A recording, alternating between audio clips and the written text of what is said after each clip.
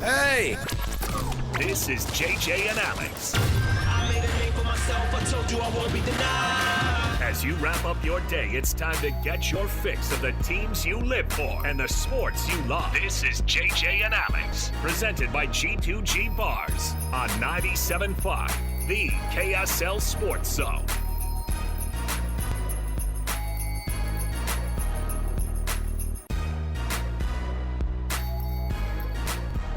Happy Wednesday to you, everybody. Thanks for being with us on the program. I'm Alex Kirry. He's Jeremiah Jenson. Together, we are JJ and Alex. It is cold in here, isn't it?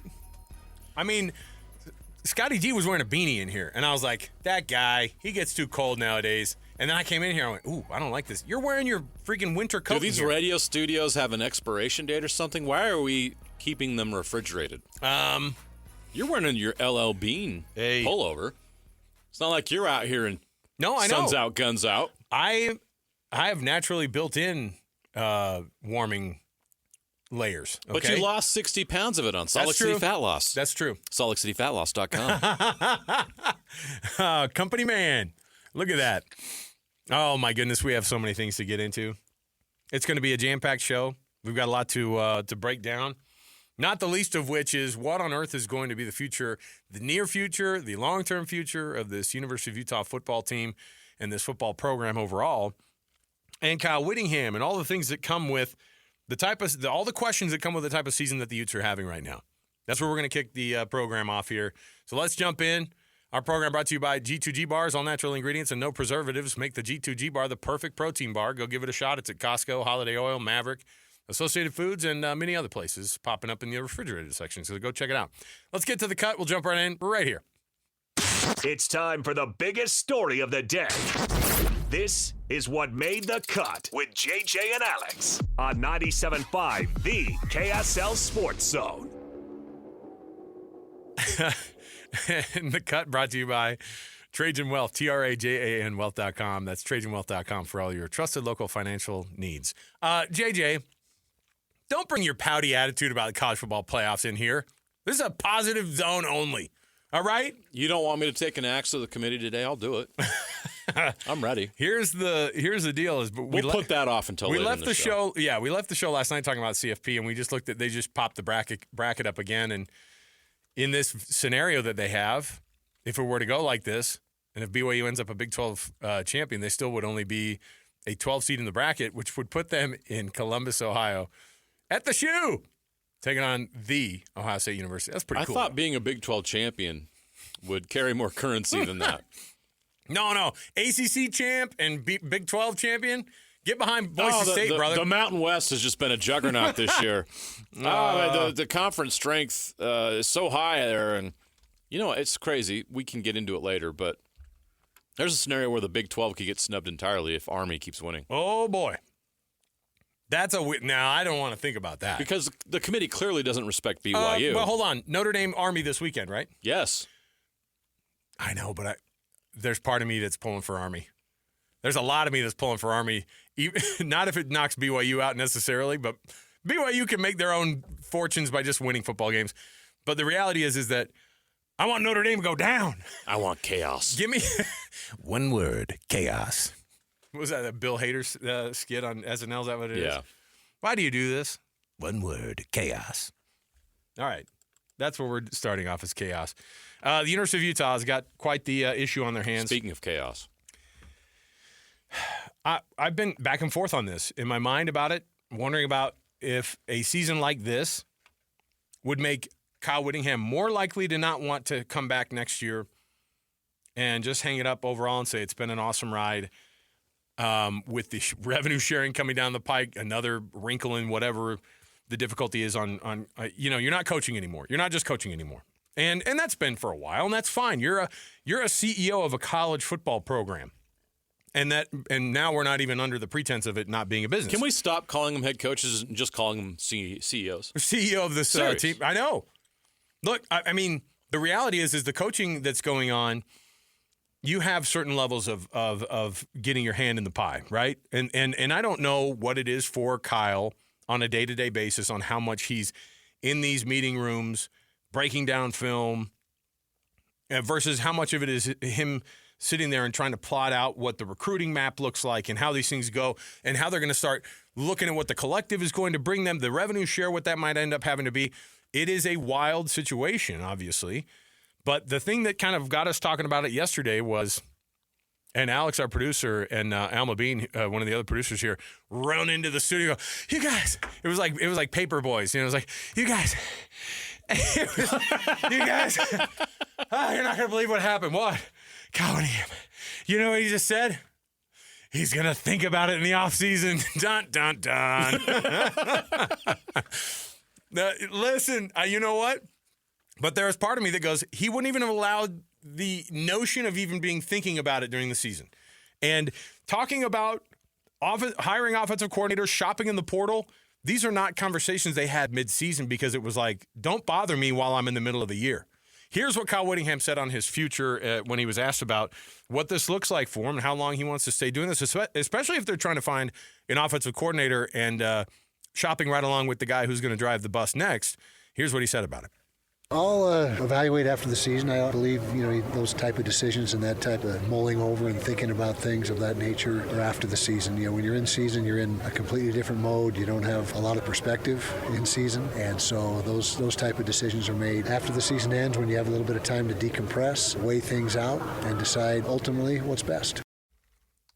What on earth do we do with these comments?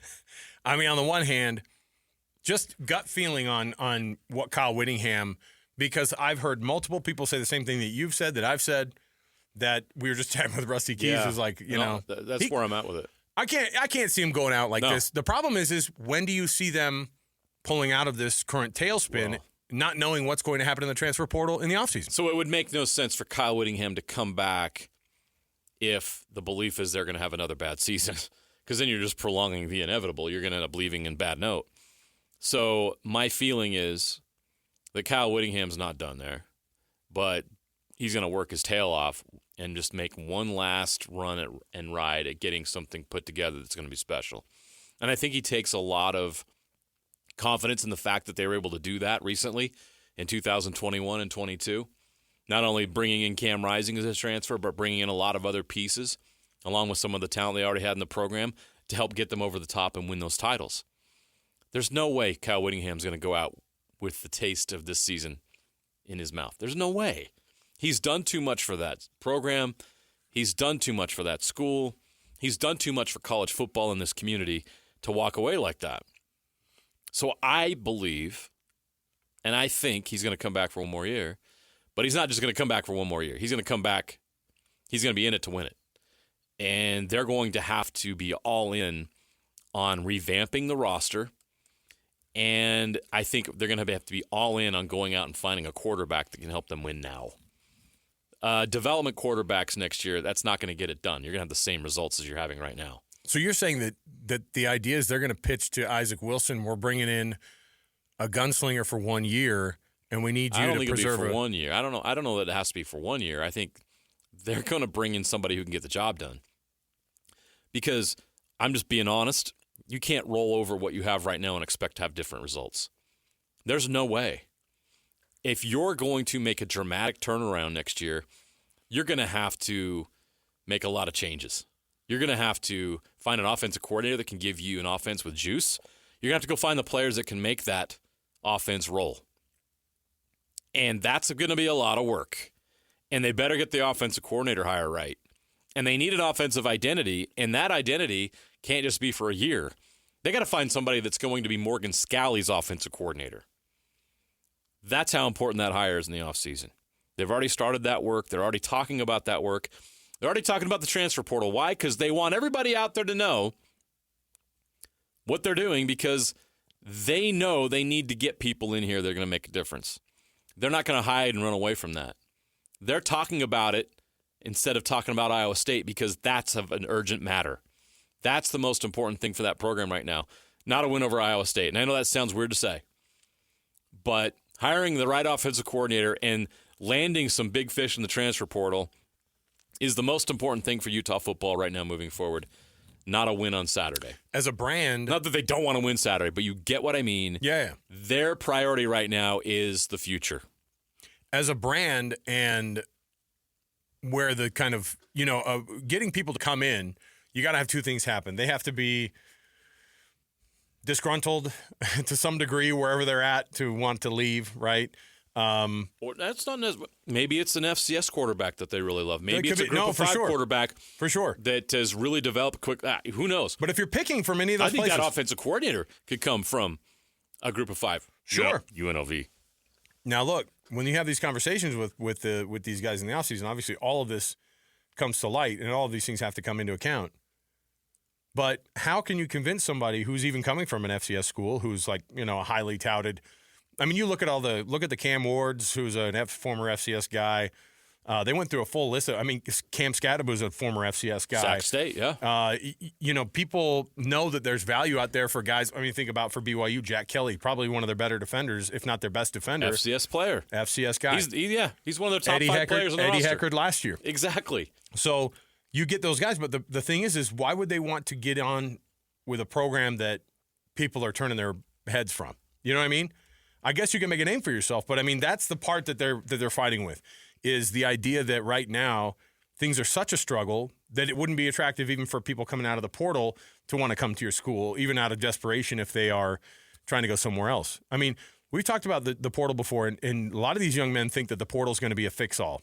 They're going to go in the portal, and obviously they're going to get multiple offers to people who want them, and that's not necessarily the case. They get in there and then they dry up in it, and they never are a scholarship player in college football ever again.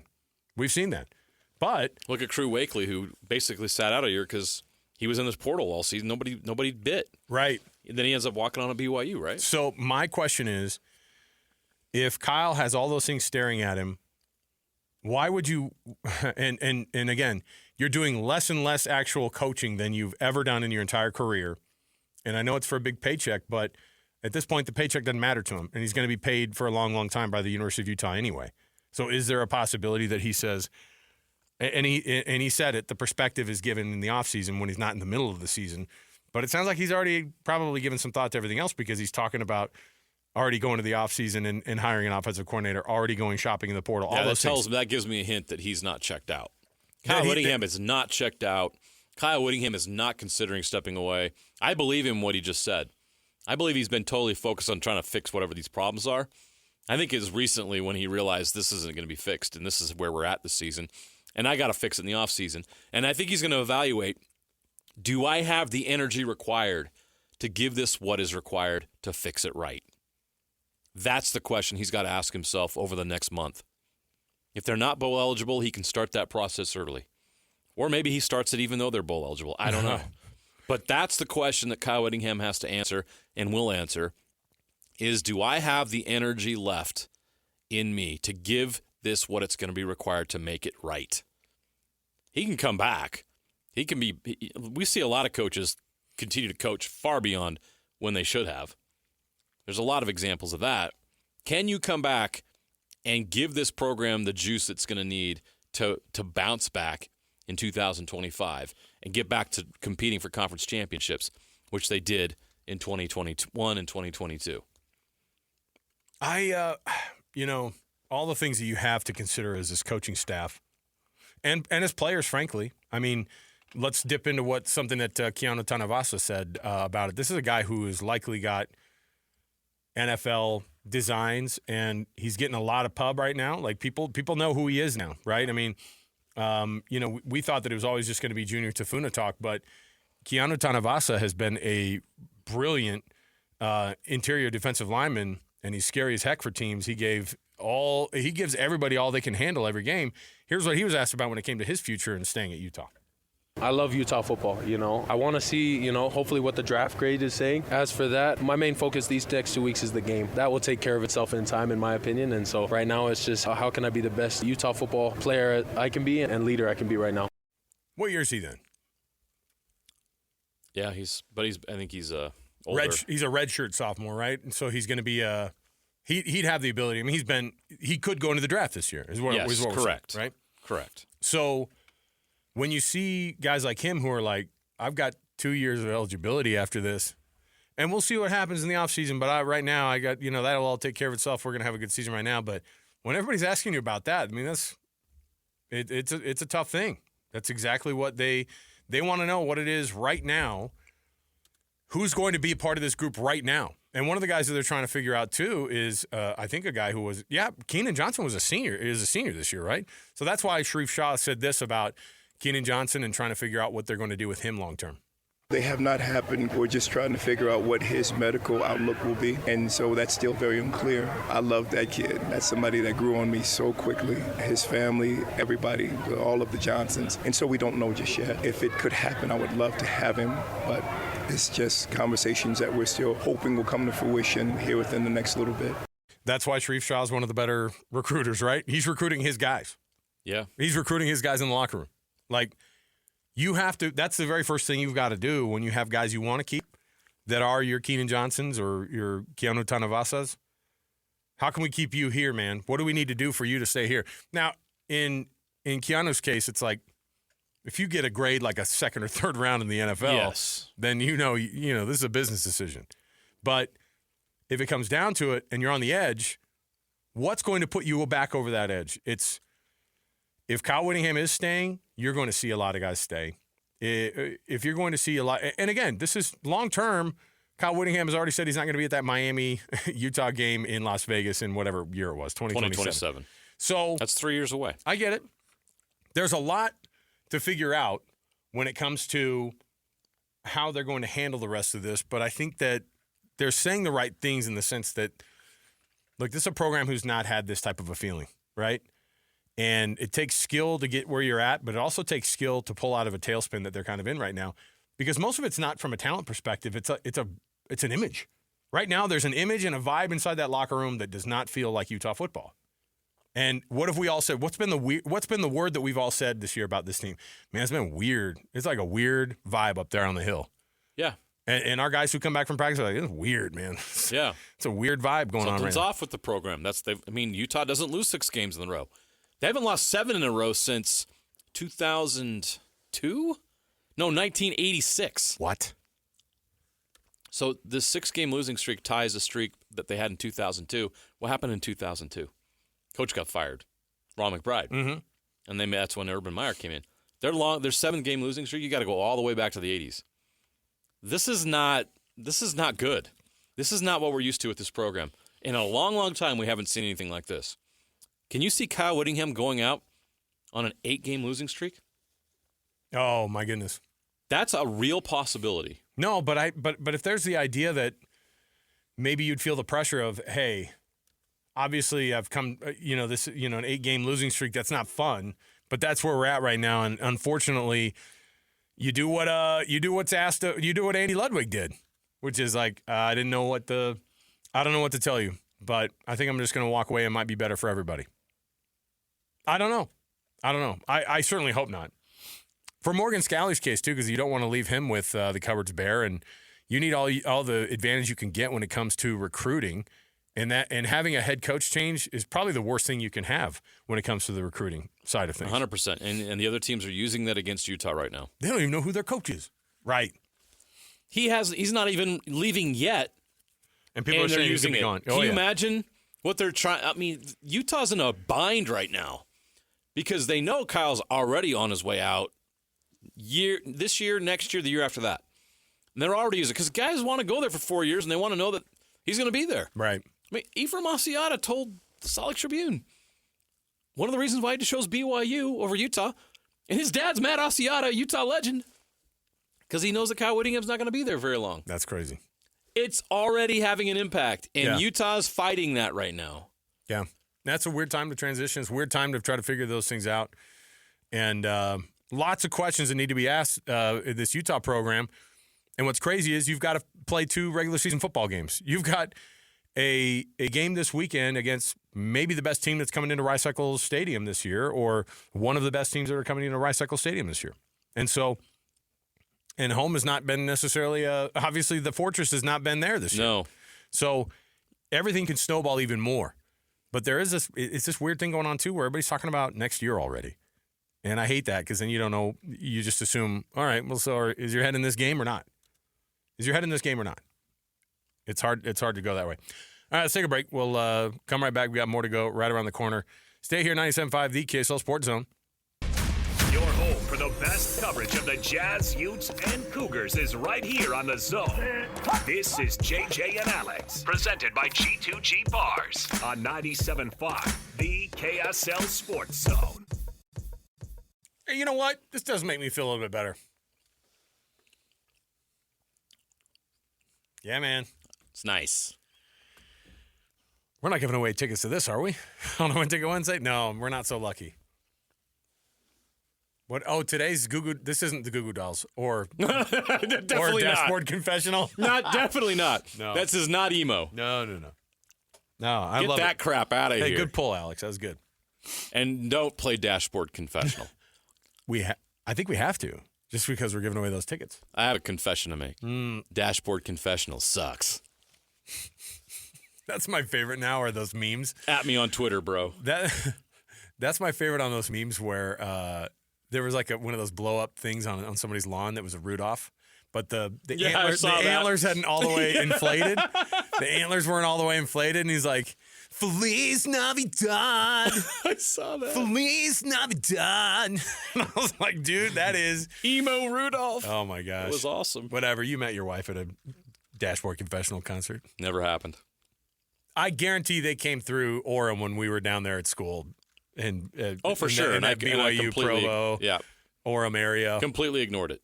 You are not. You have a list. I know. You can't say that. Dashboard Confessional is not on the list. Yeah, but you can't dog who we're giving out tickets for. Can't do it. I didn't mean to. You can't do it. Feliz Navidad. My goodness. Hey, nominate your youth sports volunteer that you know for the Hercules Hero of the Week. All right, how do you do it? You go on to KSLSports.com/contests, and you can listen every Thursday. JJ and I read those winners off. We can celebrate the efforts of those volunteers who are doing an awesome job teaching our kids about sportsmanship and just doing a great job and taking time with them, really. Those volunteers who do so much and don't get any of the accolades. We want to give some of those accolades to them. They get a gift card from Hercules Credit Union, and then they also get $200 to Beehive Meals. There you go. KSLSports.com/contests. Nominate somebody today. And we can't wait to honor them on this program. So I read a Dennis Dodd story this morning, and I was like, wow, this is fascinating. Because the very first line of this Dennis Dodd article that is all centered around preparing college athletics for revenue sharing, the very first line, the example that he brought up of the wild, wild west of what has become college football, the college football money grab, is this. This is the very first line of this article. Word leaked last month that BYU was in the business of offering small forward A.J. DeBansa $3 to $4 million in name, image, and likeness riches that would land the number one recruit in the class of 2025 in Provo. I was like, that's the first line. And if you had any question about what makes the revenue sharing, the NIL stuff, and the changing landscape of college football so wild, it's that statement would never have been read, would never have been a story, would never have been anything. It's one thing to be like, the University of Miami offered, who was that guy? Was it Jaden? Rashada. Jaden Rashada. Boy, where's he been? It was Florida. And then it was Florida.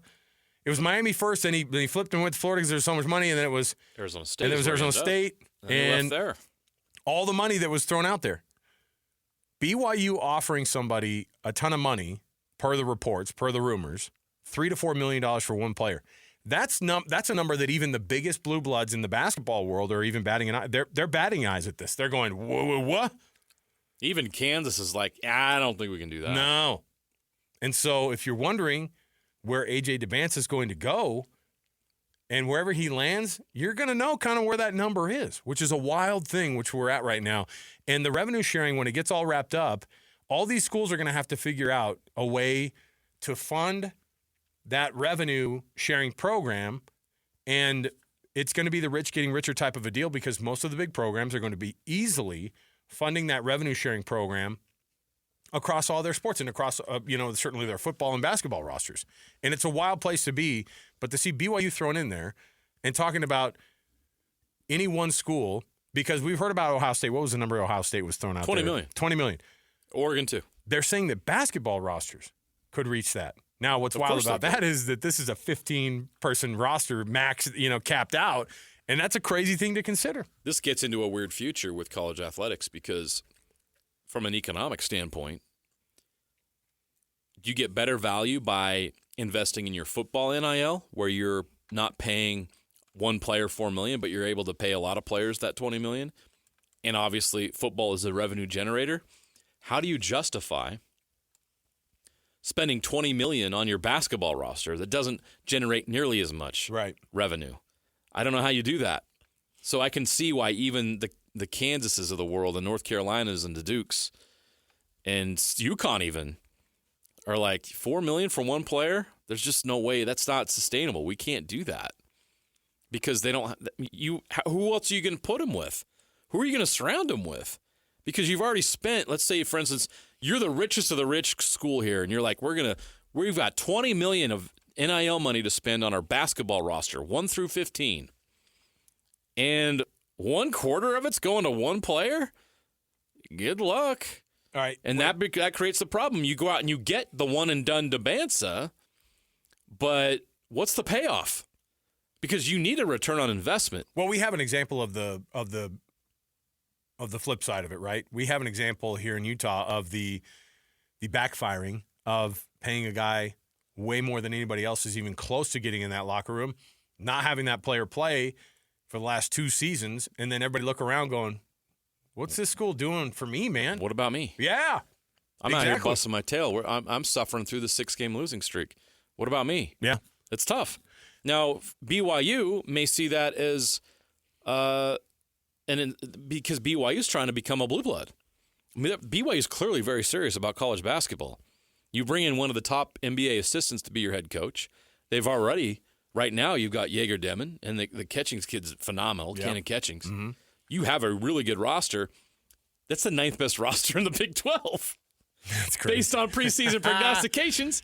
And BYU's not even ranked in the top 25, and you know those kids are getting a lot of money.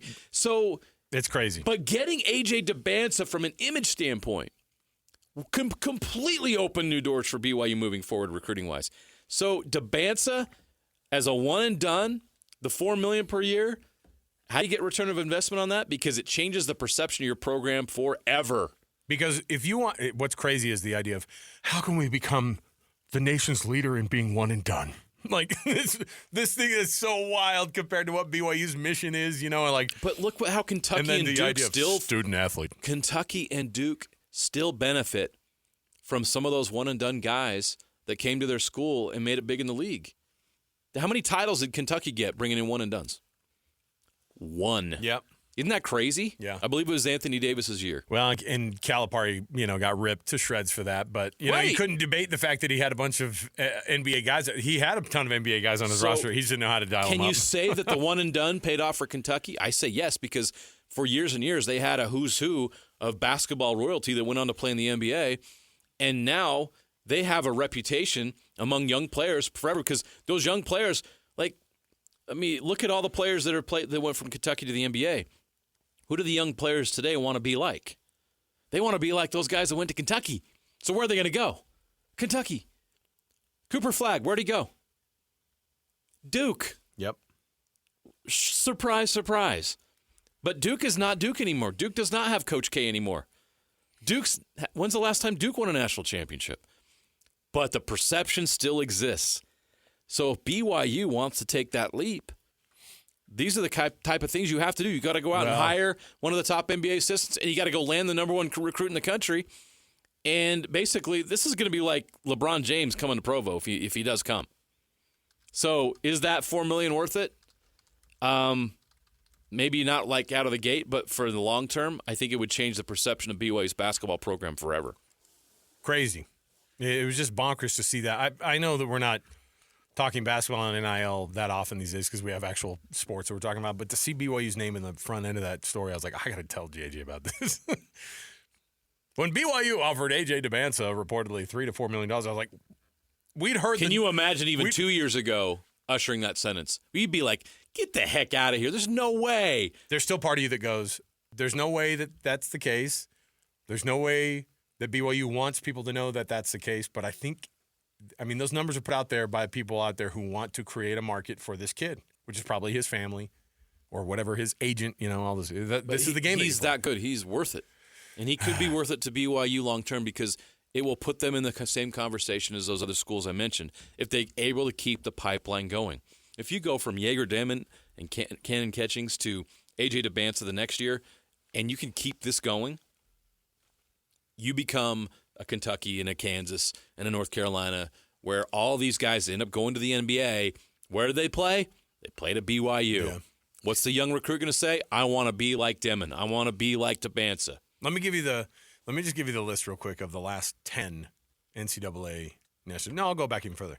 2012, Kentucky, Louisville, Connecticut, Duke, Villanova, North Carolina, Villanova, Virginia, Baylor. That was like the only breakthrough Big 12 team at that point. And look what that did for the program, right? They started getting NBA guys. Kansas in 22, UConn the last 2 seasons. Mm-hmm. So it's such a limited list at the top of college. It's hard to break through. It's crazy. All right, we'll take a break. We'll come back. We've got more to go. Don't miss it. We have a Would You Rather right around the corner. So stay here, 97.5 the KSL Sports Zone. Listen, everybody. Real-life hypotheticals to get your brain churning. As JJ and Alex ask, would you rather?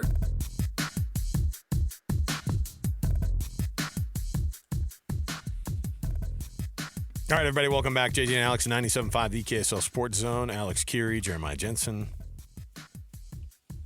Hey, join us on Friday. We're going to be out at the newest addition to the Doug Smith family of dealerships, Doug Smith Mitsubishi, 495 West Main Street in American Fork, just off of the freeway. Nobody knows Mitsubishi like Doug. Before we get to our guest, the University of Utah Health, JJ, would you rather get basketball NIL money or football NIL money?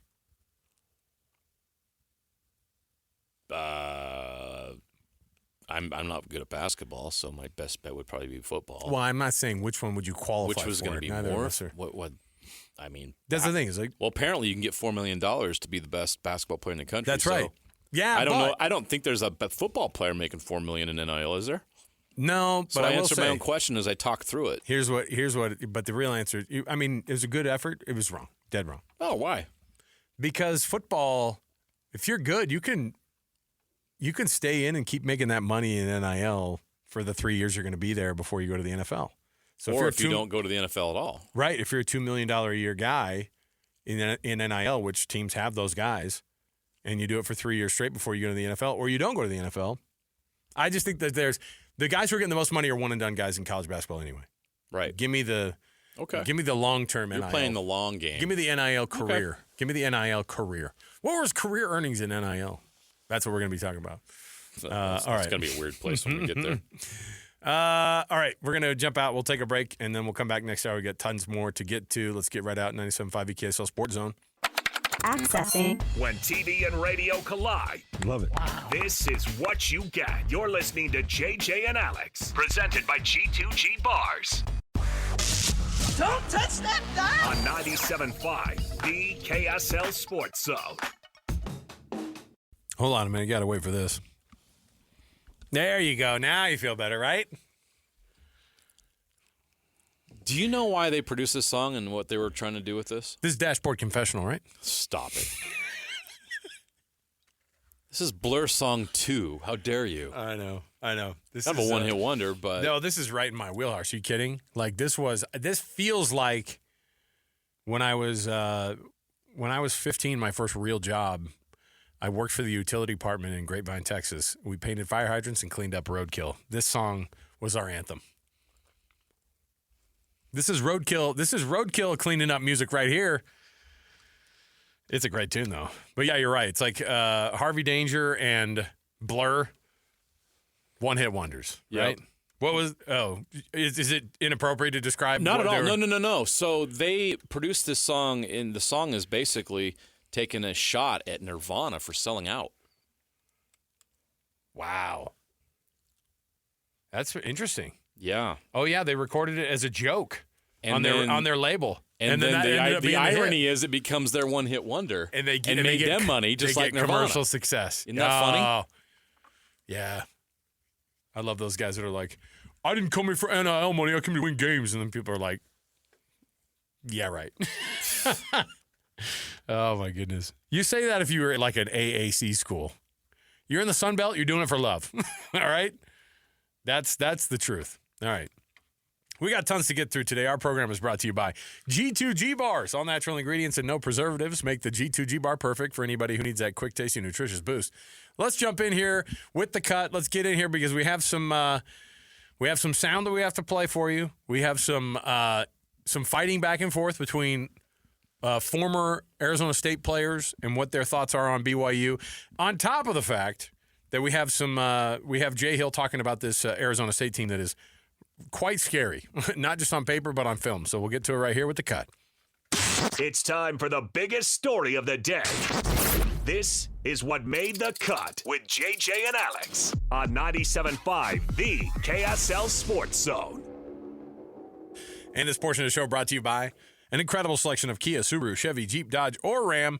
Why don't you add Mitsubishi to the list, too? Doug Smith dealerships in Linden, Spanish Fork, and American Fork. Great service starts with know-how nobody knows like Doug. All right. So this one popped up, and frankly, these are always hard because I don't know what people's real thoughts are across the board. I know that BYU is a much maligned team by a lot of people out there. Their sports program in general, like, oh, BYU is like this, right? They sure are a lightning rod, aren't they? Yeah, and look, when I was a kid, in the 80s and 90s, what was the team in your head that was the dirtiest team in college football? The dirtiest? Dirtiest team in college football. Well, it's probably Miami, right? The University of Miami. Correct. That is what I always thought. That was the image. That was their vibe. Lots of yellow flags flying up in the air. But apparently, according to former basketballer Kyle Dodd, here's what he said on our sibling station, Arizona Sports, about BYU and what type of team they are on the field. We're talking to Kyle Dodd. So, Kyle, you referenced it already. You kind of alluded to it. You have a post on Twitter from, was this a couple days ago, that I don't know if you were intending to do this or not, but you definitely stirred up the rivalry between ASU and BYU heading into this game. And you mentioned how your experience playing basketball against BYU, they were the dirtiest team you ever played. And you said you've talked to some ASU football friends who completely agree with that. What before we get into the reaction you've gotten from people, why do you think they're so dirty? Yeah, it's just something that we've talked about for years. A lot of not just ASU people, but a lot of people that I've dealt with or come across or friends with that played basketball against them or played football against them. It's something you guys remember Keith Poole, from the Rose Bowl team. He's one of my good friends, and yeah, we've always kind of joked about it. And it's more like having fun with it, and that's kind of what I was doing. I was having fun. I mean, they're kind of notorious for being a little bit cheap and dirty or whatever. And so when I tweeted it, I didn't even really think anything of it. And then I got home Monday and my 16-year-old son goes, "Dad, you're getting killed on Twitter today." And I was like, I kind of forgot I sent the tweet. So I looked over and I opened up the glorious app and I had about 40 direct messages, and then about you probably see them, all the people replying, just going at me. So now in my true fashion, like I used to do with the U of A fans, I'm just keeping it going. So I always love that stuff. Who knows if it's true? It's anecdotal, right? Oh, they're the dirtiest team. Are they? I don't know. I mean, you ask. How do you measure that? Do we have some kind of metric? What do the analytics tell us? They lead the country in eyes poked under the pile. But do they lead the nation in punched in the groin? Louis Lapuajo Let's looking go at to you. the video. Oh, my. Turns out, yes, that actually that checks out. BYU is the dirtiest team. You know what's crazy about that? Louis Lapuajo punching that Boise State defender in the crotch almost 10 years ago now. That's crazy. You're old. We're all old. Okay, fine. But there's that. There's always that part of it. I like that Arizona State. Listen, why not? Why not create a little bit of a back and forth between Arizona State and BYU? Those are teams that have played each other kind of on and off throughout independence, and despite the fact that they've been in different conferences for the last 50 years. It just seems so funny, Alex, that a guy that played basketball at Arizona State like 15 years ago has feelings about BYU. That's so weird to me. Wasn't Arizona State, weren't they shaving points? What Basketball. year? What year? It was like early 80s, right? Or late 80s? I can't remember who it was. I watched that 30 I'm for still 30. just trying to understand why Kyle has this BYU take. It's just I just can't believe I love Kyle it. Dodd It's has great. a 16-year-old now. And I would love to see that BYU and Arizona State stoke something, because there was something back in the 70s. Yeah. It ended when Arizona State and Arizona jumped the WAC to go to the Pac-10 at the time. Mm-hmm. But why not stoke that up again? No, I love it. It's regional. I like it. Okay. They compete for recruits. There's a lot of LDS kids in the Mesa, in the Valley, right, that Arizona State would love to keep home, but BYU has a history of bringing a lot of those kids. Max Hall transferred from Arizona State to BYU as an example, and there are a number of others. Yeah, or the other way, where it's like, Todd Heap should have come to BYU. Right. It's like, come on. How many LDS kids either want to choose between Arizona State or BYU in the Phoenix area?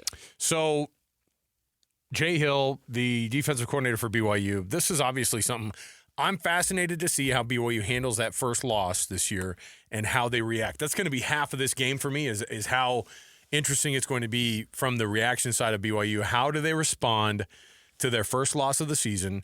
And here's what Jay Hill said about his team's attitude after the loss. I thought yesterday was very good. I'll watch the film today and let you know. My perception is it was good. Tuesdays are always a grind, so I thought it was that today. Now we got to get better and just get honed in on exactly what Arizona State's going to do, so I can answer that better tomorrow.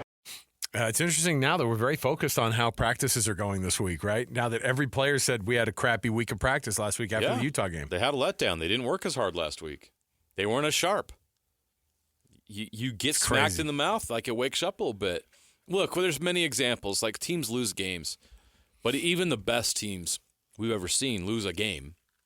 How do you respond after you lose that? Sometimes it's good to have that wake-up moment, because it's so hard, Alex, to win every week in and week out in college football anymore. I don't even care which conference you're in, and especially nowadays with NIL kind of evening the playing field, we're seeing it. How many great SEC teams have 2 losses right now? Alabama, Ole Miss, and Georgia have all taken 2 L's. Do you believe... Is Tennessee 2 losses too? Yes, that's 4. The only one that hasn't taken that, it's Texas A&M and Texas, right?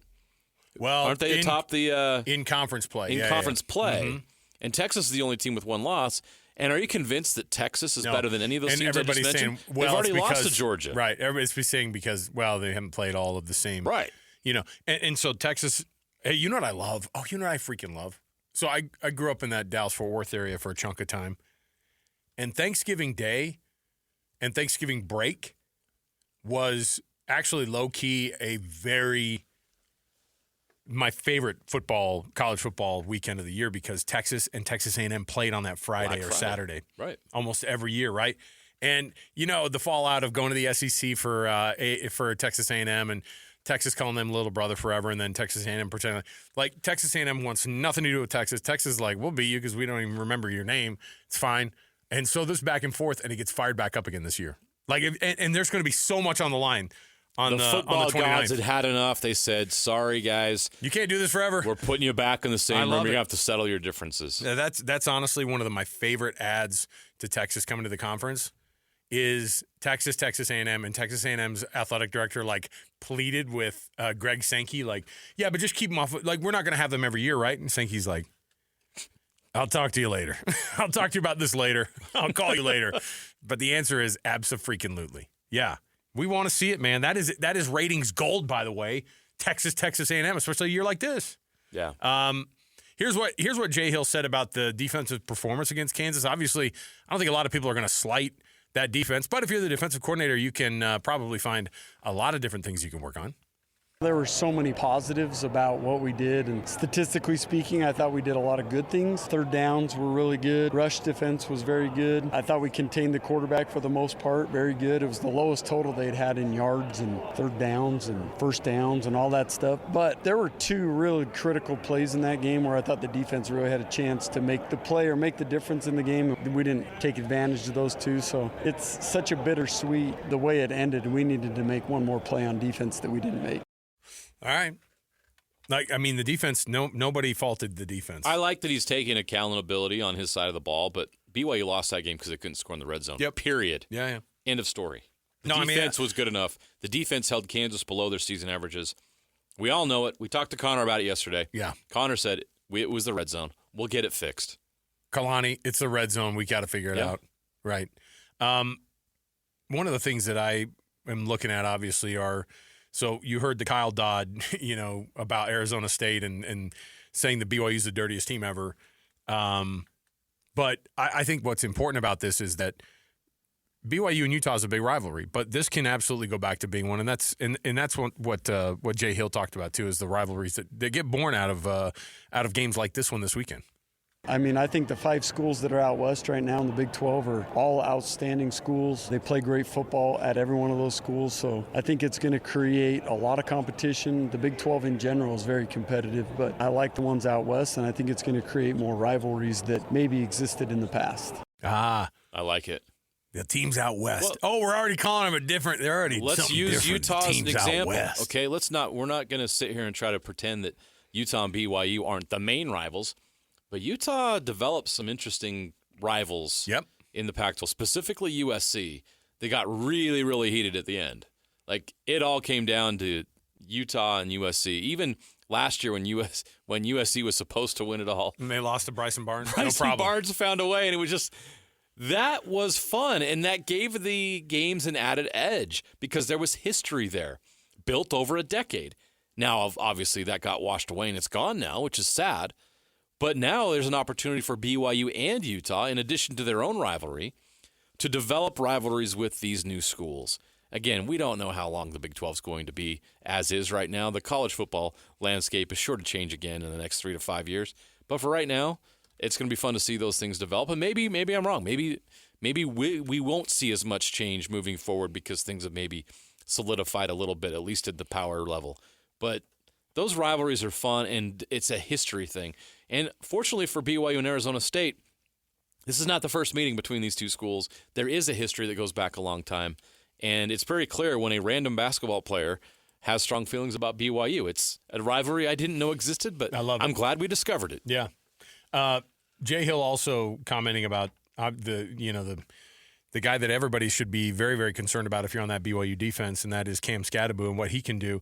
And listen, they're a talented group, and Cam Scadaboo is obviously number one, but they've got a lot of talented dudes in that backfield.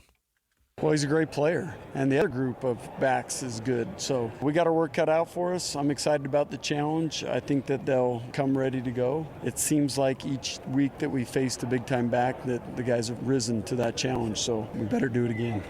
What did Scadaboo have last week in that win against I remember it not being a bunch of yards. They took care of business on defense as much as they did anything else last week. Arizona State did against Kansas State. Yeah, and I'm pulling it up right now while you talk. Yeah, because I think that it was something not insane. 25 carries for 73 yards. Yeah, Sam Levitt was on fire. That was the shock.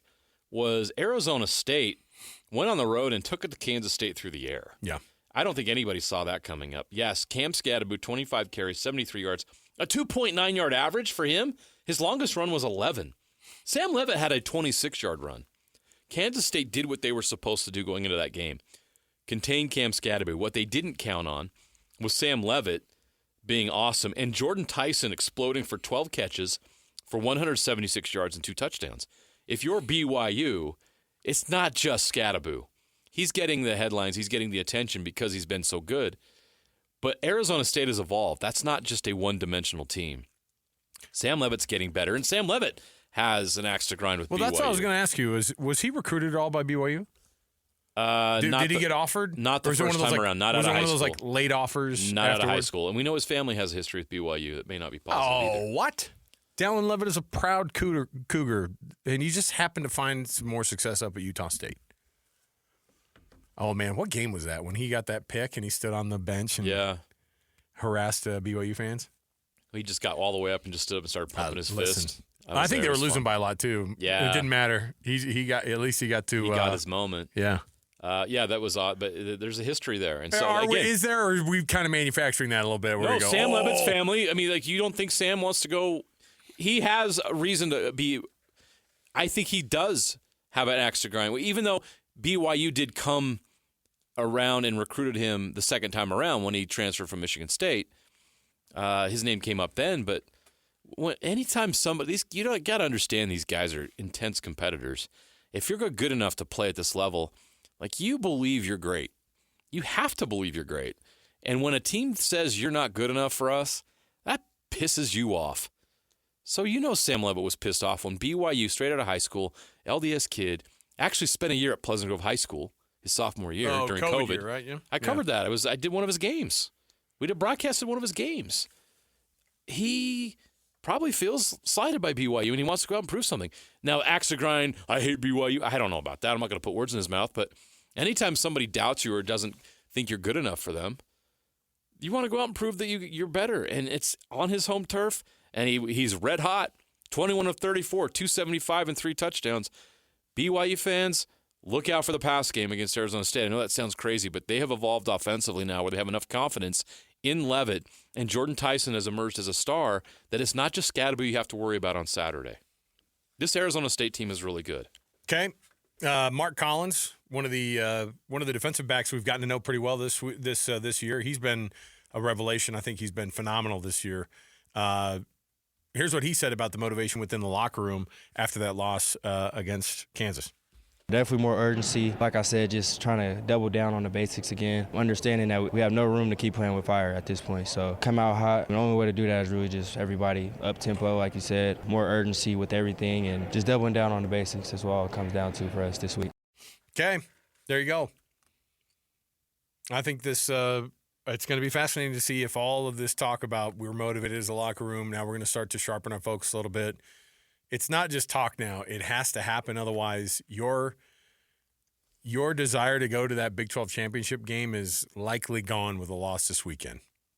And that's not to say that this season hasn't been awesome for BYU. I will never go, yeah, but it was a letdown. What I'm going to say is that obviously it didn't turn out the way you wanted it to end. But, man, BYU is on people's radar now. And BYU and Kalani Sitake, say what you will about him and whether or not you're hot and cold on this guy, but if you're going to go in there and say, what did Kalani do the best? Like, think about the year he had in 2016. He inherited a team and went 9-4 with some phenomenal talent that weren't his guys.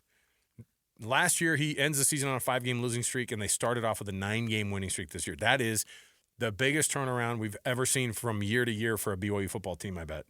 I mean, I don't have the thing in front of me, but like 5 losses in a row, and then you start a year undefeated the year after that. It's insane. So what he's done, I don't know. I don't know how often Tom Holmoe has to have that conversation about extending Kalani, but like he wants to be there forever, and you know what he can do. And it's just about having those guys around him that is the ones that can take you all the way to the promised land. I'm sure that's going to get done. I wouldn't even think or worry about that right now because BYU would be nuts or crazy. But you know how games like even just one loss last week, and then if you get a second one this week, and you get all the people who are going, fire A-Rod, fire Kalani. This team was supposed to be 4-8. I made a fool of myself this summer and predicted 4-8. What was more foolish, 4-8, or are you saying the Utes would go 12-0? I'm an idiot. I was wrong. But don't turn around and be like, we lost 2 games. I am an idiot. I love how I'm standing on principle and going, yeah, you were so dead wrong. I had them at 10-2, and I was the weirdo for saying 10-2 for the Utes. Right. All right, we'll take a break here. We'll come back. We've got more to go right around the corner. 97.5, the KSL Sports Zone. All the latest news and notes from the league and the locals in the NFL. JJ and Alex bring you the NFL Blitz on 97.5, the KSL Sports Zone.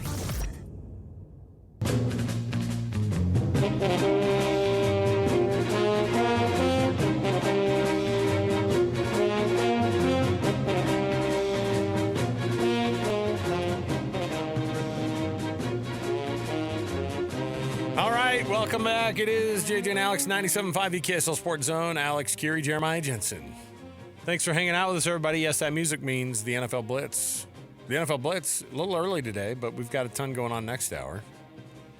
So you don't want to miss any of that. But I'll tell you what you really don't want to miss is winning tickets, because it is a Win Ticket Wednesday, and we're giving away a pair of tickets to the Goo Goo Dolls with Dashboard Confessional Summer Anthem Tour 2025 at the Utah First Credit Union Amphitheater on August 26, 2025. Tickets are on sale Friday, November 22nd. That's in a couple days, but you can win them right now. How about this? 801-575-ZONE. That's 801-575-ZONE. Caller number 12, 801-575-ZONE, and we'll get you that pair of tickets if you're calling number 12. And it's all courtesy of the KSL Sports Zone and Live Nation. Head over to livenation.com on Friday if you want to get those tickets. If you don't win them, livenation.com. All right. Oh, I love this stuff. I love the revisionist history stuff. Jets owner Woody Johnson says that he proposed, or somebody said that he proposed benching Aaron Rodgers back on September 30th. Maybe he would have gone the right direction with that one. Why is an owner making any kind of comment or making any kind of decision based on who starts and who doesn't? That's not his job. It's so hard to convince a billionaire to keep their hand out of What are we seeing in the NFL? Who are the most meddling in ownerships, and how successful are those teams? Jerry Jones, he's got 3 Super Bowls. JJ can't argue with that. When? 1995 was the last one. How long ago was that? Almost 30 years ago. Okay. Back when he was how many does he have without Jimmy Johnson? Back when he was in his early 70s. That was our good times back then.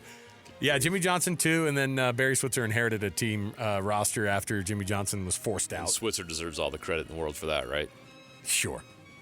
You get my point. Yeah. The Jets are a joke. The Davises? Because their owner's a clown. The Davises? Yeah, the Raiders. He's a clown, right? Does anybody take him seriously? Who else? He inherited the team from his dad, and his dad was weird. You know what I mean? Like, that's not good. There's no leadership there. Like, those franchises are suffering. Those franchises have stunk because of the owners. Meanwhile, look at the Steelers. The Rooney family. Outstanding. Oh, yeah. Just start looking around the league. Who are the Giants, best teams the Maras, in the league? they don't get involved. Maybe they should get involved. Well, I think the Giants situation is interesting, but that franchise has at least had a lot of success. Yeah, no, I get it. They took down Tom Brady in his prime twice. So I'm talking about these franchises that just are year in and year out a joke. Even if they have a little bit of success, you're like, yeah, this isn't going to last long. They're going to find a way to screw this up. Same with the Raiders. Got a couple. Was it Derek Carr got them to the playoffs? Was it during COVID, 2020? I think it didn't last long. Right. Yeah.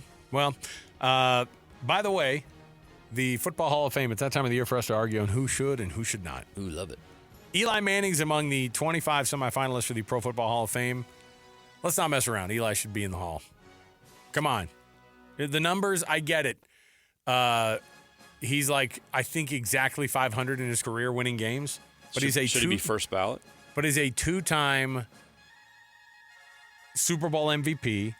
He is top 10 in yardage in yards thrown, right? I mean, he stuck around for a long, long time. So the part about, well, he couldn't win the big one. Like, you can make that argument for guys like Phillip Rivers, who threw for like 60,000 yards, and, you know, they're not going to be anywhere close to the very first ballot just because they were on teams that didn't win. Eli Manning threw for a ton of yards, and he won 2 Super Bowls and was the MVP of those 2 Super Bowls, including one of the biggest upsets in Super Bowl history when they beat the 17-0 or 18-0 New England Patriots. Let the guy in the Hall of Fame. Come on. Do you know who else should be in there? Who else? Steve Smith Sr. Oh, is he getting? Is he on the list? He is on the semifinalist list. Is he a first ballot guy? He hasn't been. He's been eligible before. Ooh, okay. But let me read some of the names on this list. Are they only allowed to keep a certain amount or something? Like what? They can't let them all in. Well, I know. That's a lot of busts to make. Torrey Holt is not. He's on this list. Luke Kuechly in his first year, I think. Luke Kuechly's a tough case. Rodney Harrison still isn't in. James Harrison. Oh. Antonio Gates. Anquan Bolden. Yeah, Gates is in. Jared Allen. Fred Taylor. Earl Thomas. It's so hard to put any running backs in. Hines Ward. Ooh. Reggie Wayne. Oh, yeah, he's in. Vince Wilfork. Oh, yeah. You're already way past the because only 5 of these guys even have a shot to get in the first year this year. Some of the, like 3/4 of these guys aren't getting in. Terrell Suggs. Yeah, probably not this year. And Steve Smith Sr.'s in that list, and it's like, why? If you're a Hall of Famer, why do you have to wait? It's dumb. Just because they don't want to have 20 guys in a class or something like that.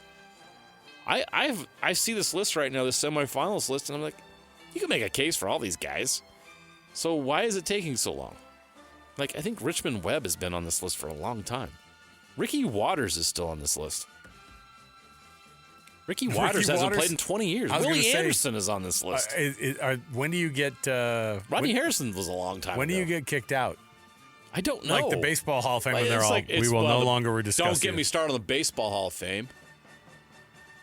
And the ridiculousness of Dale Murphy not being in the Hall of Fame. Those chubby baseball writers. Nah, I won't like Jen. Yeah, it wasn't long enough. We did not sustain success. He was the best. He was he won 2-time MVP. He was one of the top 5 players of an entire decade. These weirdos that sit in front of their laptops and why do we let these people? Why do they give these people power?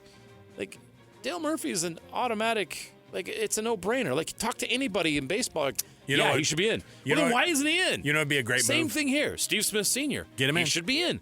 But he's not going to be. He's not going to get in on this list. All right, I know how we can solve this. Let's get Dale Murphy in the Pro Football Hall of Fame. If the baseball writers don't have the guts to put him in there, put him in the Football Hall of Fame. Come on. Do it. All right, let's take a break here. We're done with the Blitz? I mean, yeah, we got to take a break. Dang it. Oh, by the way, Cowboy Stadium is safe now. Heads up. Not for the Cowboys. Not at all. But they were able to give the all clear after 2 giant pieces of sheet metal fell from the freaking ceiling on Monday. But yeah, it's all good. Weird. There you go. All right. We're going to take a break and we'll come back and we will jump in here. Let's have a little bit of a conversation with some we have a hockey conversation to have and we'll get to our University of Utah Health as well. So we'll get out here and then we're hoping to get Thurl Bailey top of the 5 o'clock hour. Also anticipating possibly a BYU player next hour. So stay right here with us. More to go. 97.5 KSL Sports Zone. Ladies and gentlemen, the biggest name. You're locked into JJ and Alex. With the insight and analysis on the teams you can't live without. Presented by G2G Bars. This is 97.5, the KSL Sports Zone. Ooh, sound guard. Some dashboard confessional. No. No, you're fired. I actually fire myself for saying that because it's a Seattle band, dude. Like I can't dog my Seattle bands, man. Can't do it. Is there been a better voice in rock than Chris Cornell? Chris Cornell's pretty awesome. I mean, I'm disappointed it wasn't Spoon Man. Spoon Man. That was one of the albums that I bought, and then like you get home and you're like looking at the CD, and you're like, first of all, you're like, man, CDs. No, it's never gonna get better than this. They were cool. It's never gonna get better than the CD. And kind of miss it. Do you? It was just so cool because it was just I miss that time in my life. But I also miss how cool it was to just purchase that and all the stuff that was inside the CD, play it, to pop it in, the 6-disc CD changer in my car. Wow. I mean, now it's Spotify and music sucks, and it's like, how about the 6-disc changer? The 6-disc. What? Slow down. The 6-disc changer. Thank you. When they had to be like, hey, pop the trunk. I got to load some music. I know, right? I just love that idea. Hey, would you pop the trunk? I'm going to add a couple of, and then just put Pearl Jam in the there. CDs that were floating around in your car, or I had, my life was turned upside down my senior year in high school. I had my zipper pouch of CDs stolen out of my car. Oh. Where? At a Mariners game. At a freaking Mariners game. Probably like $1,000 worth of music. Well, I think a lot of it was, back then we were burning CDs. You were conning Columbia House. I'll take your... Excuse me? I don't know who you're talking about. Hi. Send me to collections. I don't even know what My collections name is are. Jeremy Milton. I don't even know what collections are. I have a collection of CDs. I'm 47 years old, and Columbia House still hasn't tracked me down. Good luck, Columbia House. 78 CDs. Statute of limitations is up. Penny. Oh, my goodness. I'm laughing all the way to now. I still have my CD collection. You do? Mm-hmm. I had a car that was not that long ago. It had a tape player in it. Not that long ago, I had a car that still had a tape player in it. Yeah. That's insane. Yep. Yeah. It was probably 10 years ago. I still had a car with a freaking tape player in it. And my kids are like, what on earth is this? And I'm like, I got no idea. I have no time to explain this to you. Flip the tape over. Let's get to side B. All right. We've got more to jump into. Next hour, hoping to be joined by a BYU football player. We've got some college football committee reaction stuff. BYU's a hot topic when it comes to the college football playoff because they're kind of one of these canaries in the mine, unfortunately. Them, Boise State, everybody's looking around going, who's going to be picked off by the college football playoff sniper first? And it's a wild thing. Now, all of it is moot. If you can't keep winning games, BYU or Boise State or whomever, keep winning, and then it's going to be a very confusing time come the first round of those rankings. So we'll take a quick break. We'll come back. We got more to go. Stay right here with us, 97.5, the KSL Sports Zone. Your home for the best coverage of the Jazz, Utes, and Cougars is right here on The Zone. This is JJ and Alex, presented by G2G Bars on 97.5, the KSL Sports Zone. My favorite dashboard confessional song. Your act is getting tired. You know what? It's funny to me. It's like my dad used to laugh at his own jokes all the time. I'm getting that vibe right now. What I want to know is Alex is in there pumping the Belle Biv DeVoe. Yeah. Like this song's older than you. Now you know. Is it? So you're in okay. Is it? Alex is into the oldies. He called this song an oldie. Everybody, we have a bunch of 40-year-old plus people driving on the freeway right now that we're gonna have pretty soon. We're gonna have you got just classic, spun off the road. You got classic rock, and pretty soon we're gonna have.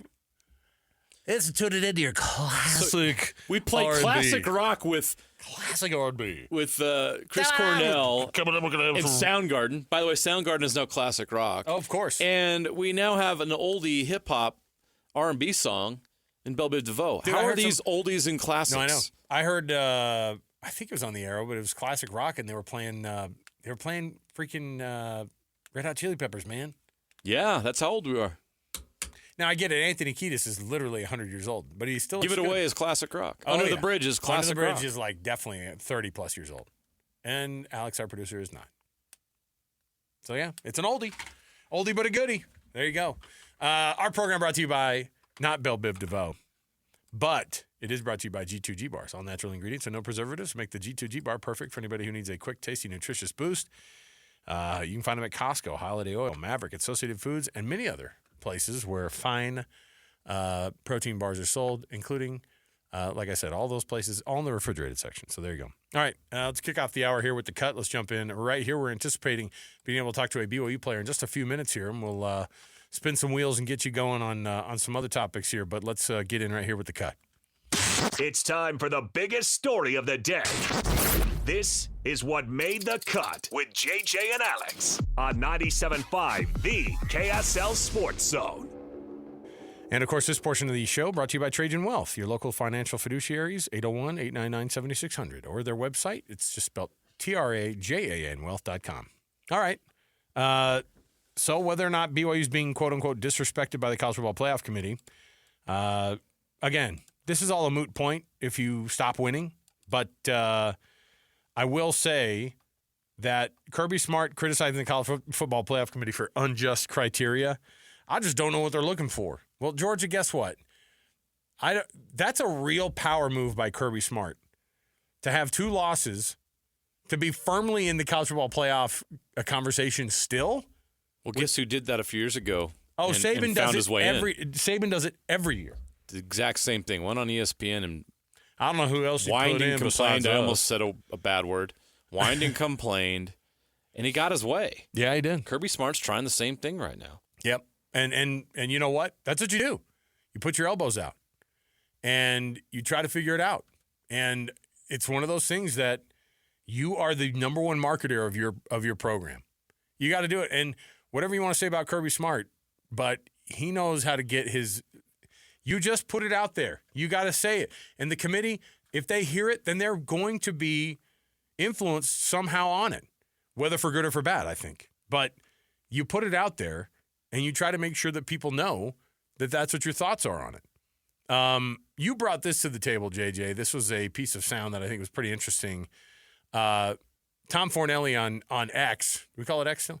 On X, brought this up about the college football playoff, and here's what he said about BYU in particular. The Big 12 is what confuses me out of all of this. The most confusing ranking to me is BYU. who loses its first game, and yes, it lost to Kansas, but they fall to 14. Now, Miami is at 8, Boise is at 12, SMU is 13th. Using a lot of the metrics that they use to do these rankings, BYU's strength of record is 8th. Its strength of schedule is 53rd. Miami's strength of record is 9th. Its strength of schedule is 54th. SMU's is 14th and 86th. Boise's is 15th and 76th. So BYU has a higher strength of record than all those teams. They have a higher strength of schedule than all those teams. They beat one of those teams. How is Miami, justify placing Miami 6 spots ahead of BYU?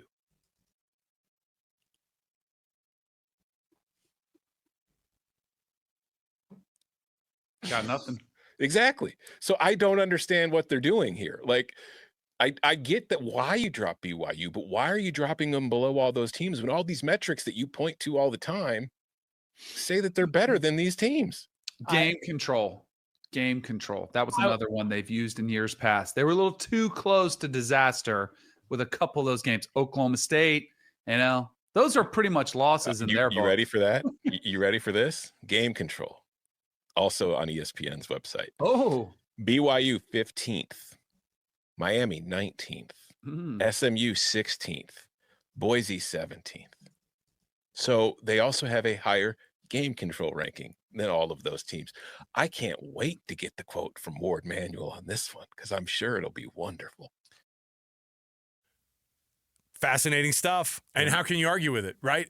To me, I will just tell you what the reality is. I'll tell you exactly why the rank is what it was. The BYU brand doesn't come into it, I think, until after this first one, which was you lost 48 hours previous.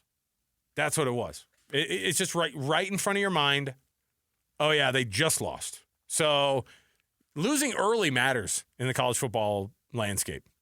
You can't, losing late is hard. Losing early freaking matters because people will forget about it in 2 seconds. And the forgetfulness is even amplified if you're an SEC team, a Big Ten team. We'll forget about those because Georgia lost to Ole Miss 5 minutes ago, right? That's what it feels like. But it doesn't matter because they're already into the top 10 again after spending, wasn't that a tough week outside of the top 10 for them? I hope they learned their lesson. I hope they thought about what they did, and they're back in the college football playoff. It's freaking nuts, man. It's bonkers to me. And I know this is why, and if you want to say that it's BYU and the Big 12 getting disrespected as a brand, fine. I just think that it's mostly because that BYU plays such late games, and they just lost this past weekend. And even though all those metrics that ESPN uses to justify all of these rankings and justify all this stuff, BYU's ahead of all those teams I just named that are in front of them, and they only have one loss. And it still doesn't matter because BYU can still win out and still go to the college football playoff. There you go. That's it. Does the committee think BYU's still in the Mountain West? There should be. There's a little bit of that. There's definitely some brand hangover. Do they think they're still independent? Do they know who they're playing week in and week out? It's a good. I mean, and they're clearly down on the Big 12. I've got a conspiracy. You ready for this? Okay. It's all so that they can make it a little bit easier to put Colorado ahead of them. Right? I think they would have already done that. And put Colorado and not just in front of them, but it's only 2 spots away. But to make them jump even higher, depending. Who's Colorado playing this weekend? Kansas at Field, right? Yeah, whatever they want to call that. Arrowhead Stadium, Field. I'm telling you, it would just ruin everybody's dreams in the college football playoff committee. It would ruin everybody at ESPN, at Fox especially. If Dion goes into Arrowhead Stadium this weekend and Colorado loses by a touchdown. It would ruin everything because then they'd have to talk about BYU even more if BYU wins, right? I have no idea if BYU is good enough. And they got to answer that on the field. I'm not going to sit here and pump up BYU this and that. They've got a chance to go prove it on Saturday. Sure. Against an 8-2 team on the road. And if they win that game and they win the next game, and top they win the 25 next team, game by after the way. that. Top 25 team. It will be their second top 25 win. Except for they'll win and they'll go outside the top 25, and then they'll go, oh, That's well, a good it's not point. a top 25 Well, I team. guess then the committee will be, well, I guess Arizona State wasn't that good. They lost to BYU at home. So they'll drop them out of the top 25, and they'll get rid of another top 25 win for the Cougars. Because Kansas State's not getting back in the top 25 at this point. So they'll find a way, and they'll find a reason. Ultimately, BYU is just going to have to do their job. And if they don't, then, yeah, none of this matters. And then it's like, well, okay, well, they got what they deserved. But my worry is BYU doesn't get what they deserve if they win out. That's my worry. Because if they win out, there's still a possibility that Boise State gets that top 4 seed. If BYU's a Big 12 champ with 1 loss, and Boise State gets that top 4 seed. Who's Boise State on path to play in the Mountain West Championship game? Colorado State or UNLV. Okay. If you are UNLV's top 25. And what's Boise State? The rest of their what does the rest of their schedule look like? No idea. I mean, it's a Mountain West schedule, right? It is. And so Mountain West team this week, Mountain West team next week, and then either UNLV or Colorado State They're at Wyoming, okay. and then they're home against Oregon State, who is in a free fall. Oregon State might be worse than Wyoming, by the way, right now. Possibly. So those are 2 extremely ridiculously easy opponents. And Genty's still chasing Barry Sanders' record. Right, and I hope that he gets it. I really do, because I love the idea of the Heisman Committee having to look at a guy like Ashton Genty.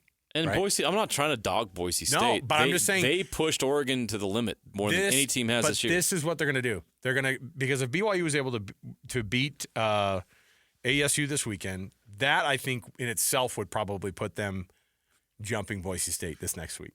We'll see if it does, though. And if it does, and why by did the way, BYU drop 8 if it's spots? not then it would be after they beat Houston and after they go to the Big 12 championship game. If they win the Big 12 championship game, for sure they would jump Boise State. Guarantee it. BYU for sure deserved to drop. I'm not saying that they didn't deserve to drop. But 8 spots how far did Miami drop the week before? Oh. Who's better, Kansas or Georgia Tech? I mean, they're probably similar, right? Yeah. You know what I mean? Like, why was the dip different? My ultimate point is the committee doesn't really make a lot of sense. And you have these people who have a lot of power and a lot of influence with this decision. You hope that they're taking all these things into account. Fornelli, who's a journalist, just mentioned all these things that they should be accounting for. They clearly didn't. What are they using here? The eye test?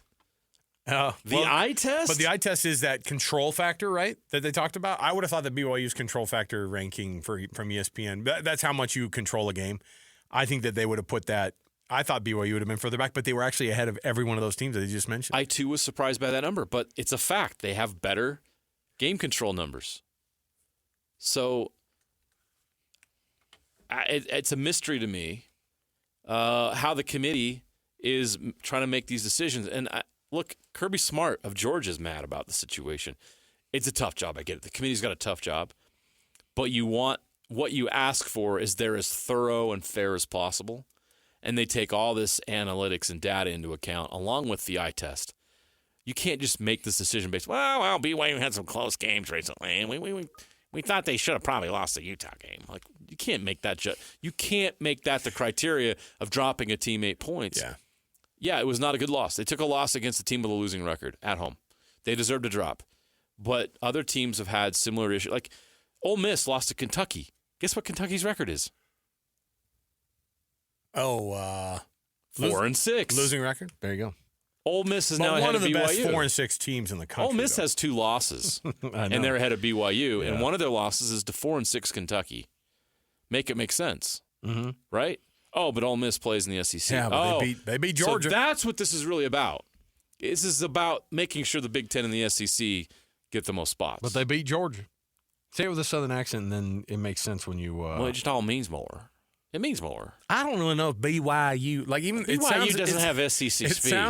It sounds insulting just the way they say BYU. Even, I mean, I think it's nice to BYU. Good story out there, Coach Karate Salami. Salami Karate's a great coach. I know him well. See him at the Nike meetings every year. Great guy. It's like we get what your thoughts are on these teams out west, right? And that's what's interesting. What Jay Hill said about about the Big 12 and where these teams are right now.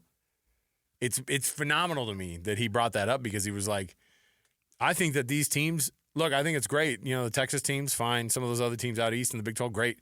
But the Western Big 12 teams, I was like, oh, we got a new fake division. I love it. The Western Big 12 teams, but it's right.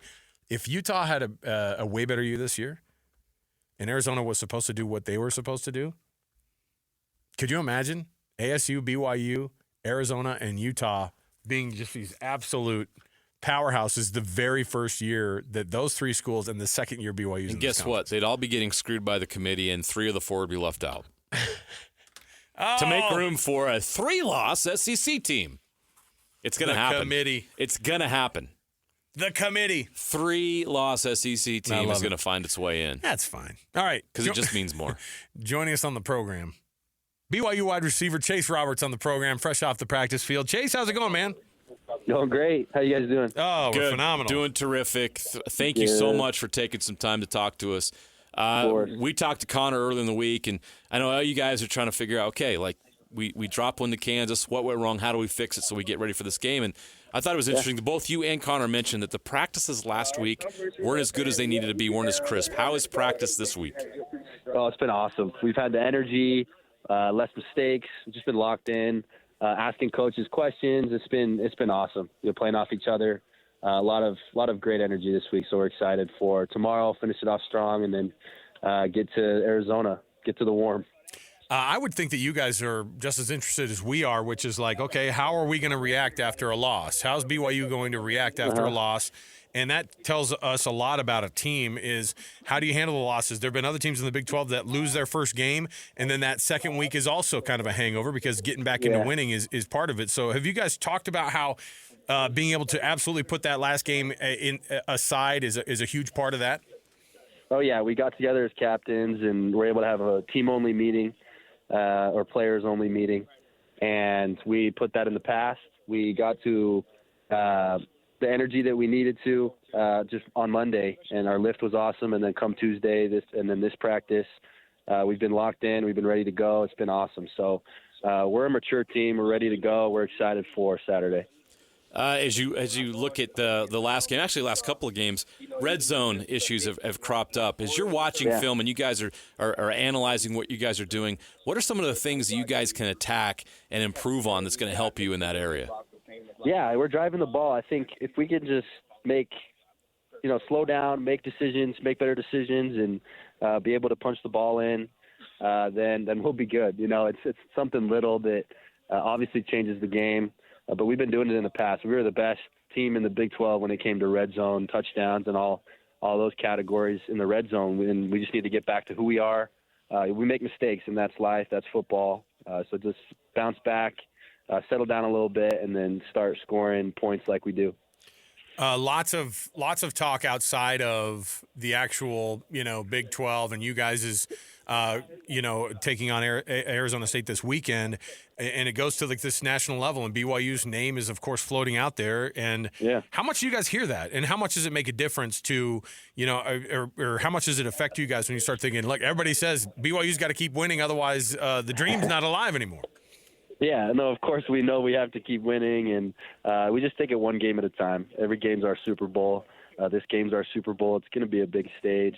So we're excited just to go out to Arizona, get a little warmer, be able to play a great team, and establish ourselves as, one of the top teams in the nation as we come up to the playoffs. And we know what we can do. We're just going to go execute and do our thing and show the world that BYU is a powerhouse.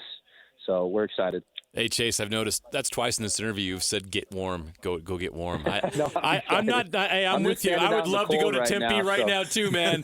Totally get you. But what I want to ask you, though, is like there's probably, and I want to hear what you have to say, like there's maybe a comfort when you go down there. It's going to be a little bit warmer. We've got a lot at stake here. We're on the road. This is a good team we're playing. I can tell by talking to you the excitement you guys have about this opportunity and how much you guys have to prove and how excited you are to get out there. Yeah, we still have all of our goals in mind, and we just need to go win a game. And we're just excited to go play. These practices, like I've said, have been awesome. Just a lot of excitement to go out and play some more football and to put ourselves in a position to go keep playing more football and keep shocking the world. So every day is just a blessing. We're all, a little beat up, but that's week 12, so we're just excited to go play. Chase Roberts, BYU wideout, joining us here on JJ and Alex as we get you ready for that ASU BYU game this weekend.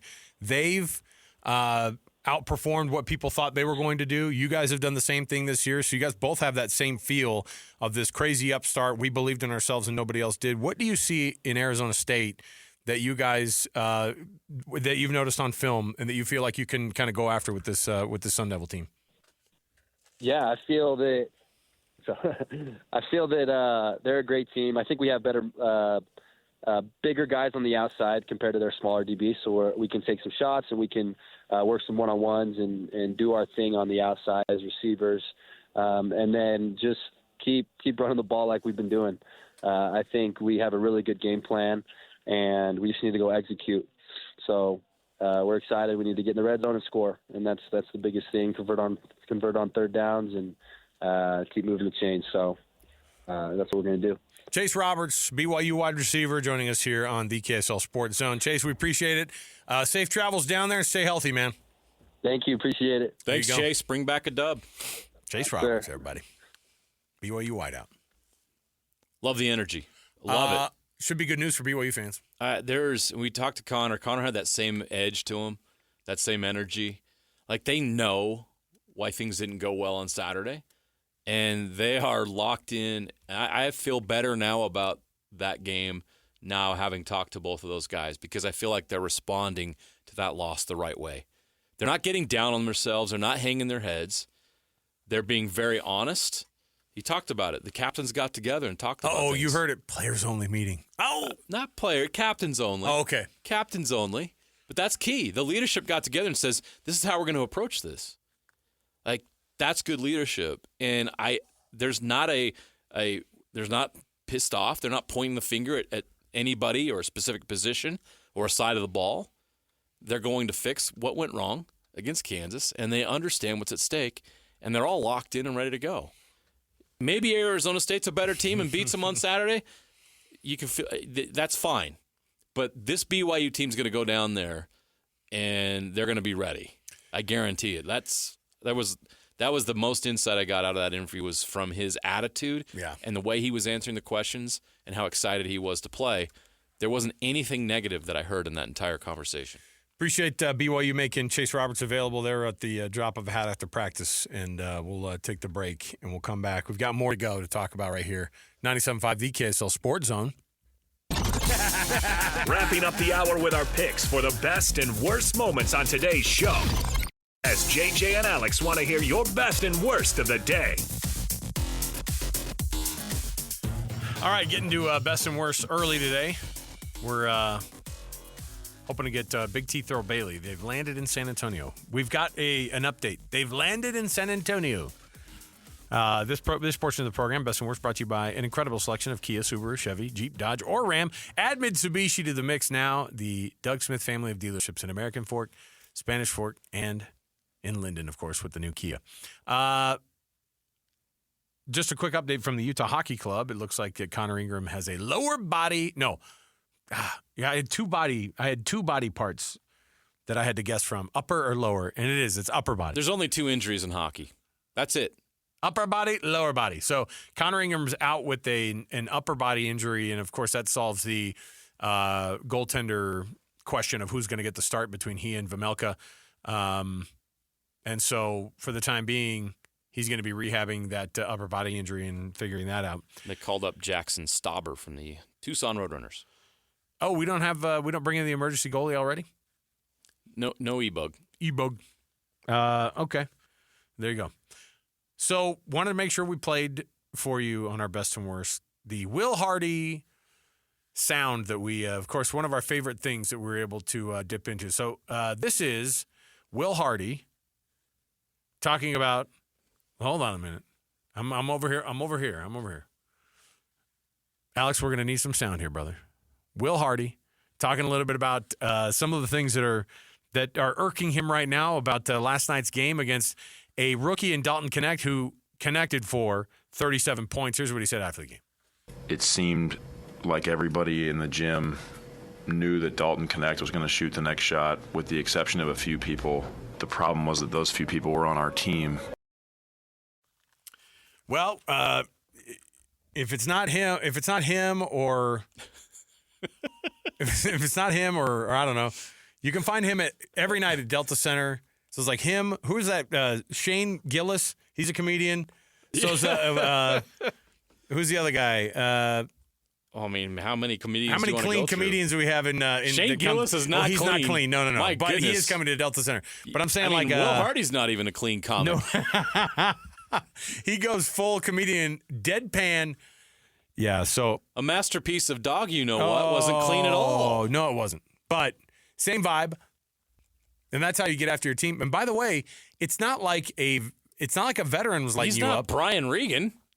Oh, that's what it is. That's who it was. Is that who you're looking for? Brian Regan, and also, who's the Into the Pale guy? Anybody that's at Dry Bar Comedy down in Provo. Jim Gaffigan. Jim Gaffigan. He's also another one. So Jim Gaffigan, Shane Gillis, and Will Hardy, all on the stage at Delta Center, spinning the jokes. But man, it was a rough one, and I think the way that it was put. I mean, the score was not anywhere near what it was actually. I mean, they were down 20 like the whole game. They were down 20, 23, 24 the whole game. At the end, it kind of looked a little bit more respectable, but that team got absolutely beat up last night. And 37 points from Dalton Connect. And I just am shocked that that Bronny didn't get in the game. Did he dress? I don't think so. I think they realize exactly what's going on. I mean, I watched parts of the game. I couldn't watch all of it, as I was obviously did highlights of it at 10, but I was slamming some other stuff, and I didn't watch every second of it. All right. But I did watch quite a bit of it, and Dalton Connect couldn't miss in the parts I watched. 9 of 12 from 3. That's insane. And he did the Jordan Shrug, which everybody had a really fun time with. Man, it would be nice to have somebody doing the Jordan Shrug on this Jazz team, right? 37 points at Dalton Connect. For the rookie. Wow. Yeah. I think he's guaranteed less money than Bronny Jr. is. Yeah, Bronny Jr. That should be an offensive situation. Not on the roster last night. Right. Okay. Well, there you go. We're going to take a quick break, and we'll make sure we get enough time for Big T Thurl Bailey. They are he's trying to carve out some time for us here. Hopefully we'll be able to do it in the next couple of minutes. Stay right here, 97.5, the KSL Sports Zone. You know what's coming. Your daily deep dive into everything Utah Jazz. It's time! All season long and even in the off season. It's Jazz Daily with JJ and Alex on your exclusive home of Utah Jazz basketball. 97.5, the KSL Sports Zone. All right, everybody, welcome back. JJ and Alex, sometimes JJ and Allen. You don't know. You don't know when it's going to change. Sometimes JJ and Allen? You don't know. I'm going to call you Allen on the show from now on. Okay. All right. Well, last night was quite the hey, it was the NBA Cup. This gets serious. This is when guys start to show up, heroes, unlikely heroes even, coming out of the woodwork. For the Lakers, it was Dalton Connect, their rookie, firing off 37 points, much to the chagrin of Will Hardy afterward, which gave us one of our most delightful sound bites of all time from Coach Hardy about everybody knowing that Dalton Connect was going to shoot that ball except for a few people, and those few people happened to be on the Utah Jazz. It was just one of those nights, and I'll tell you, impressive showing by Dalton Connect. Guess who was right there? Big T Thurl Bailey joins us on the program right now. How impressive was it to see Dalton Connect up close hitting 9 for 12 from 3, Big T? Well, I knew the kid could play. I was talking to Bowler sometime before that game and was telling him that he's one of the tops on my list for Rookie of the Year, and he really showed last night why he's right up there. I mean, the kid is 6'6" with that kind of touch, even off the dribble, but man, he's deadly from 3, and big game against us, unfortunately, but that's not his last one. You look around the league, and it seems like for a while, Big T, there's been a stigma about drafting older players in the draft. It's really put a lot of pressure to draft young. It's all about upside and all that stuff. Are we seeing that shift a little bit where you're having some of these older players, these more experienced college players now coming into the league, that teams may reevaluate how they feel about how old a player is? Well, I've always thought it made sense. I mean, I'm from kind of that era. Yeah. Where, guys stayed at least 3, and most 4, because of the development that you get in college. And, obviously it trended the other way where, these young kids come up from AAU and go to some of these schools that they develop in a little bit. But I don't believe any of the younger kids are really NBA ready. I mean, and I think that's one of the reasons why these teams like to get these young kids early, because now they have an opportunity to really have hands-on in their development. The question is that how long does it take, right? What's your timeline? But a kid like Connect, who's been through it, went to JC and then ended up at Tennessee, I think it was, and I think it's so invaluable to have that, and it's hurt a lot of players, I think, who have done that and then probably opted to go overseas because it wasn't, it wasn't a thing. The older kid, it actually was not good for you to be, a kid who went all 4 years. So I'm hoping that turns around, because a kid I think there's a lot of kids who maybe opted to go overseas, hoping that they might get a chance to come back in the league. But I think that 3 to 4 years in college, depending on how you use that, depending on where you go, a lot of times is so helpful. Of course, it helped Dalton Connect quite a bit. Kyle Filipowski's, been an interesting test, obviously, for him, and he had a very rookie night last night, 3 points and 5 rebounds, and he'd been kind of on this streak of scoring in the teens and doing a phenomenal job, and he's kind of outperformed, I think, what a lot of people thought that he would do. But I know you from the beginning also said we knew that he could play as well. What have you been impressed with Flip and what he's done so far? Well, I love Flip's demeanor. I love the fact that he's such a quick study. I had a conversation with him yesterday after shoot-around about, what was it that changed? I mean, was there a moment that he had? Because he didn't have a great summer league in Salt Lake City. Went to Las Vegas, and you could see the improvement. You could see him getting more comfortable with this level of the NBA. And he talked about just putting the work in, putting the work in the summer, and the transition is always going to be there no matter who you are. It's just a matter of how long it takes you. Now, I think for any young player, once they have a really good game, or once you feel like they've gotten something, the expectations go up, right? And so last night, I think the reality is that this league every team presents a different problem. Every game presents something different. And so even though, I think he's going to be a very successful player in this league, he's still a young player, still learning. And, the task for him and any of these young players is to continue to grow and try to be consistent. I think Keontae's working on that as well. See some really good things out of him, a kid who, hadn't played much point guard before coming to the NBA. But Flip is just going to be he has so many assets with his abilities, with his height, with his length, defensively, offensively. I think we've seen what he can do, and that's just going to get better. Speaking of Keontae George, I wanted to ask you about him as well, because he had a rough first half against the Lakers, and in the past there was times when his body language wasn't great. I don't know if he meant to look like he was pouting or was pouting, but he just put off a little bit of that vibe. But last night he responded really well in the second half with 18 points. What are you seeing from him? What did you see from him last night in the way he responded after a rough first half? Well, just that. How do you respond when things aren't going well? That's kind of the sign. That's what a lot of coaches, I know that's what I really look at when a kid is struggling or a player is struggling. Are they just going to close off everything else and it be me, Or do you forget about yourself, right, and think about the team and what else you can do to help the team win? And so I've seen that in Keontae, and I love that kind of maturity, that kind of growth. So, yeah, I think he is learning to play probably the most important position on the court at point guard.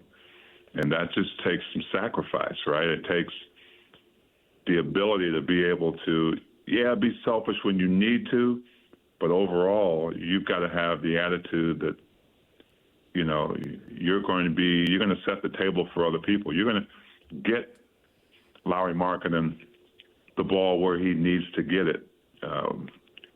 When the team goes on a run, you might be young, but they're still looking at you to be the floor general. So I love what Will's doing. I love what the coaching staff is doing as far as trying to teach these guys, especially during the rough times, on how to bounce back. And I think they've got an opportunity here to beat San Antonio here at home. And some of that is maybe because of injuries, but I think the bounce back ability that Bowler talks about is there as well. So I'm excited to see how this young team approaches this game tomorrow. Big T, Thurl Bailey, we appreciate you carving out some time for us. Big T, I know that it was a long travel day for you, and we appreciate you jumping on, and the effort you make to hang out and chat basketball with us is awesome. Thanks for being with us today. Anytime, guys. There you go, Big T. Yeah, the Spurs hosting the Jazz tomorrow, right here on the KSL Sports Zone, home of the Utah Jazz and the SEG Radio Network. Gonna be an interesting one. See how they do here. And we talk about these players, and look, nobody loves the losing. It's painful, but what you can appreciate is development, and Big T can give us better insight than anybody on how much these guys are developing because he's talking to them, he's on these trips with them, and it's good to get his insight when it comes to the development of these young players. Hey, Jake and Ben on Thursday are going to be out. On Friday are going to be out at ARUP Blood Services. Your donation helps patients at University of Utah and at Huntsman Hospitals, and you can score big helping your community. Visit utahblood.org. That's utahblood.org. Jake and Ben are going to be there doing their show on Friday. Go check them out and donate that blood. We'll take the break here. More to go. 97.5 the KSL Sports Zone.